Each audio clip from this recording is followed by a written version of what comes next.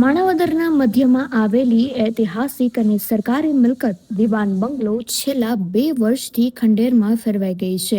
ગાંધી ચોક જેવા મુખ્ય વિસ્તારમાં આવેલી આ મિલકત આજે કાટમાળનો ઢગલો બનીને રહી ગઈ છે. પૂર્વ પ્રમુખ દેવજીભાઈ જાટકિયાના જણાવ્યા મુજબ માર્ગ અને મકાન વિભાગને અનેક રજૂઆતો કરવા છતાં તંત્ર ઘોર નિંદ્રામાં છે. આ સ્થળની આસપાસ ગંદકી અને ઝાડી ઝાંખરા ઉગી નીકળતા મંદિર મસ્જિદ નજીકનું વાતાવરણ દૂષિત થયું છે. સાંકડા રસ્તા પરના કાટમાળને કારણે ટ્રાફિક જામ અને અકસ્માતોનો ભય વધ્યો છે. સ્થાનિકોએ આ બાબતે મુખ્યમંત્રી કક્ષાએથી તપાસની માંગ કરી છે. માર્ગ મકાન વિભાગના નાયબ કાર્યપાલક એન્જિનિયર ગોસ્વામીએ મિલકતની માપણી અને માલિકીની તપાસ બાદ જ કાટમાળ હટાવવાની ખાતરી આપી છે.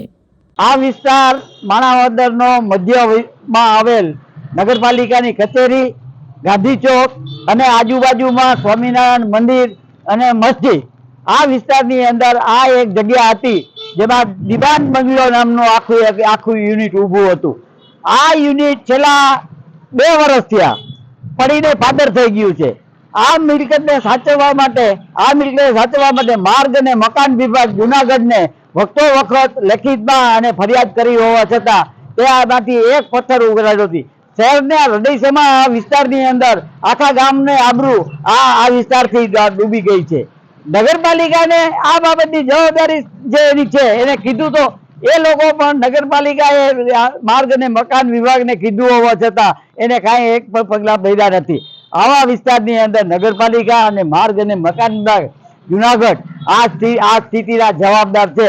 ઈશ્વર એમને આ બધી વસ્તુ માણાવદરનું કોઈ આ બાબતમાં ધ્યાન રાખવાનું નથી, એનો અફસોસ છે. પ્રશ્ન શું છે અહીંયા? પ્રશ્ન ઉપાડતા નથી અહીંથી કોઈ. આ ગંદકી એમાં ઝાડ ઉગી ગયા છે અને લોકો આમાં અહીંયા આ વસ્તુ માણસથી ભીતરી તરફથી જે આખો ટ્રાફિક આવે છે એને અહીંયા ઉભું રહેવાની જગ્યા નથી.